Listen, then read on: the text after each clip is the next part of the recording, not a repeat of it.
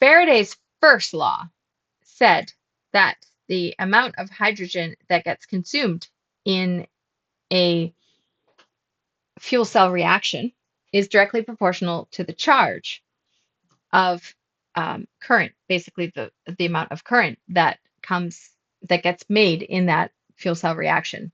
So, and we illustrated that by doing an experiment um, where we can show that. Now, Faraday's second law is something different. So Faraday's second law says that for the given amount of electricity or the given amount of charge, the mass of an elemental material altered by an electrode is directly proportional to its equivalent weight. This one requires a little bit of thought. So Faraday's first law said that the amount of hydrogen made or consumed is directly proportional to the current, which makes sense. And now Faraday's second law is saying for a given amount of charge or electricity, the mass of the material altered by the electrode is directly proportional to its equivalent weight. So now we're making a distinction between what the material is that we are altering, that we are putting into this chemical reaction. You can express Faraday's second law as follows. It looks like this. Q, which is the charge, is the rate of change of coulombs, Q. Q is equal to N, which is a number of moles. N is a number of moles, ZF. So here, N is a number of moles, which we know is the amount of volume of something that you have divided by the molar mass.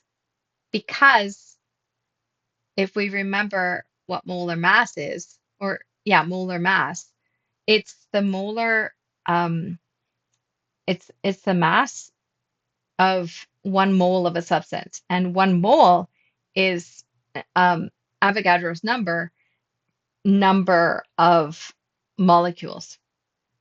So the molar volume, Vm, molar volume here, is the volume that a mole number of molecules will take up in space. So of course, the total amount of space, the total volume, must equal to the volume per mole times the number of moles are in that volume. So now I can rearrange that. That just makes sense. The amount of volume of a substance that I have equals the number of moles of that substance times the volume per mole. So I'm adding up all those volumes per mole because I have more than 1 mole of them. Let's rearrange that equation. Then we get a really handy form of number of moles. It's the measured volume over the known value, which is the molar volume. So I can't look at my fuel cell reaction and count the number of moles of stuff that's going on because moles are too small. But I certainly can measure the volume. I do that in milliliters. I do it in milliliters because milliliters are equivalent to a gram of some substances of water, and we're working with water, we're making water.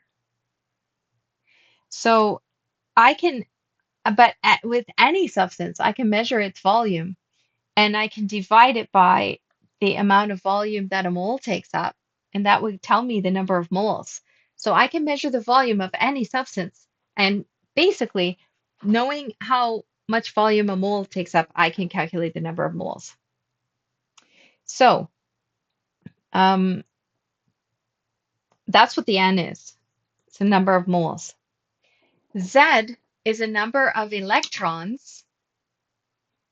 Z is the number of electrons that had to exchange to react 1 molecule at the electrode. And in the case of a hydrogen-oxygen fuel cell, we have oxygen, which kind of looks like a big O. And then we have hydrogen. And then we have hydrogen. Here's hydrogen, and here's oxygen. And there are two electrons exchanged. One electron, one electron, two electrons exchanged. So in the case of a hydrogen oxygen fuel cell, Z is always going to be 2. It is 2. So nZ, but always write the whole equation. F is Faraday's constant. Faraday defined that Faraday called 96,484 coulombs per mole Faraday's constant. So that's how many coulombs per mole. So what we have here then is moles. Q is measured in moles times electrons times electrons per mole, and electrons cross out. I mean, moles can cross out. So just one more thing to cover before moving on is over at the right-hand side here.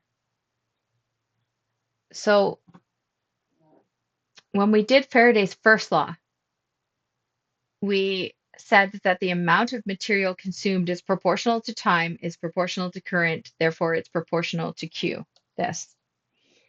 And we measured the amount of a substance in volume.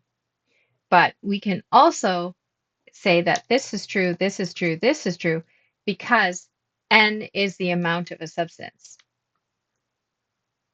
But this is now just the amount in moles. So I just wanted to take a note that that is also true. Okay, so now we know that, now we know a relationship thanks to Mr. Faraday.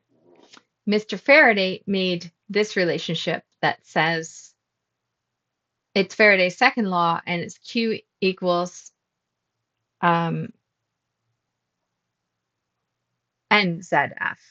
Q equals nzF.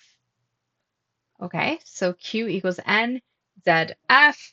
If we are going to do that for 1 mole, then it would be Q equals ZF. Z is 2 in the case of hydrogen oxygen fuel cell. F is 96,000. So for 1 mole per mole, then the Q, the amount of charge released for 1 mole of hydrogen, because hydrogen has 2 electrons, then we should get 192,968 coulombs of electricity should flow. So the first law was a relationship. Was not necessarily really that interesting. But the second law, we have numbers associated with this. In the second law, we actually know how much electricity we're going to get given the amount of hydrogen that goes in, actually in numbers.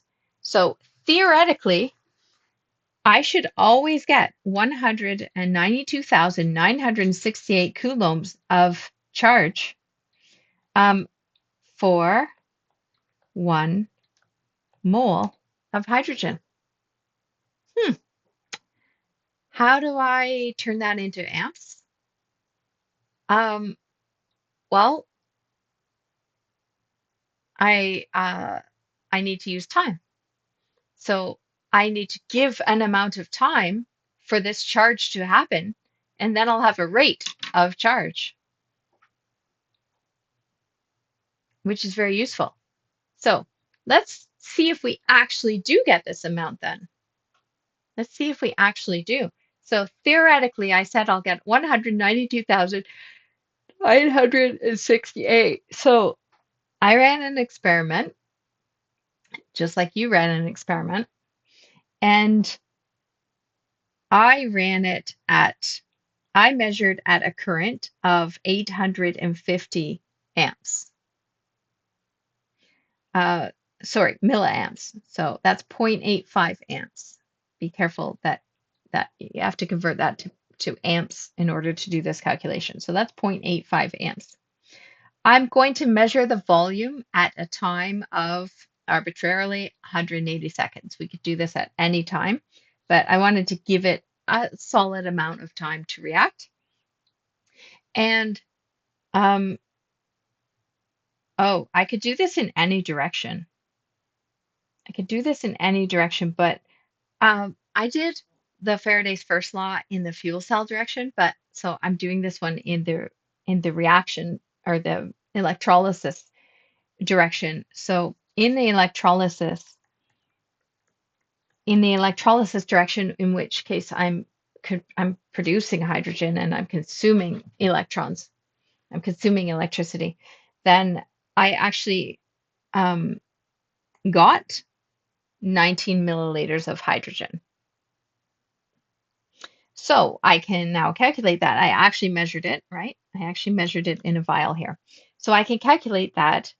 I can calculate the charge that flowed because I have time and I have current, and charge is current times time. By definition, this is by definition. This is charge. Charge is current times time. I have the current, I have the time, so I have to make sure that that's in amps and seconds, and because an amp times a second is a coulomb. So the charge that flowed was 153 coulombs. It was actually consumed, right? In order to make this hydrogen, I actually consumed 153 coulombs. All right, so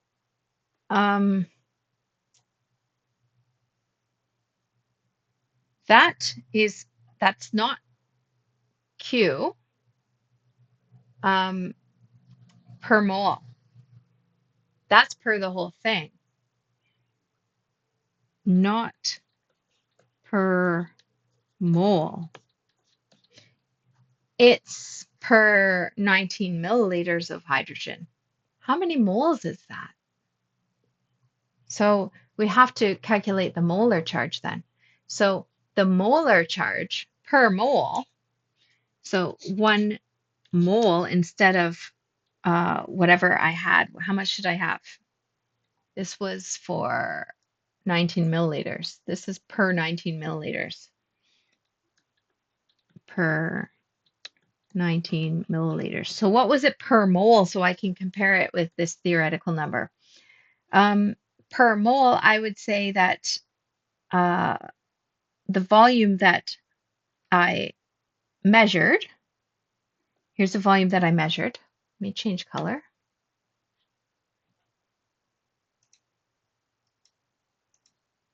Here's the volume that I measured, and then volume per mole is known, right?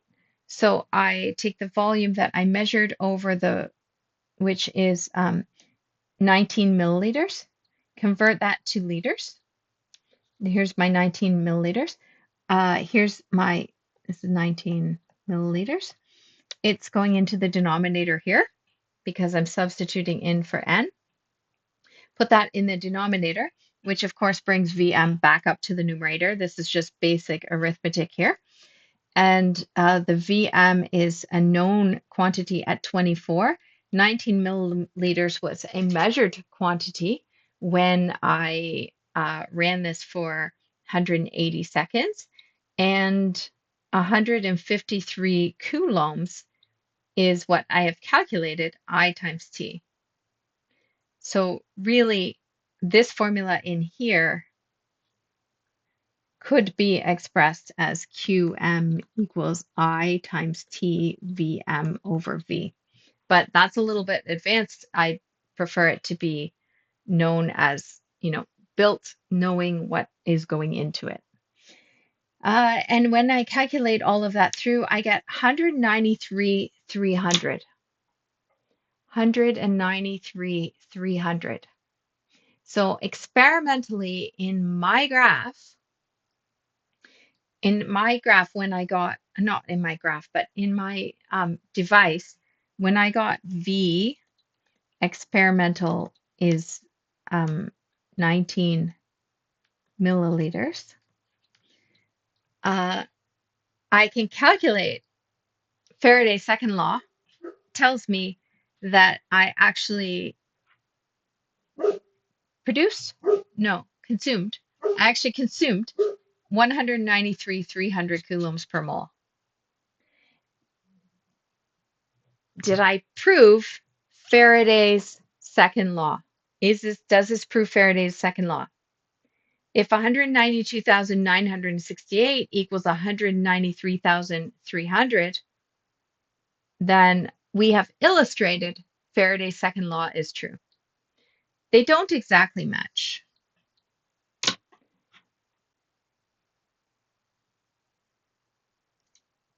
These two numbers that I have here are not exactly the same.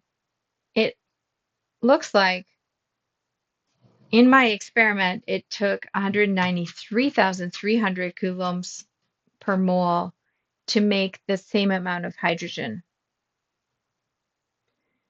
because there were losses. And losses, yeah, losses happen. And losses happen in the system for a bunch of different reasons. There's ohmic losses as it's running, and there's mass transportation region losses as it's reaching its complete state of transfer. Mostly, it's sort of it's also there's losses because of contamination. There's losses because of air getting into the system, uh, and losses will mean that we need more current in order to make the same amount of hydrogen.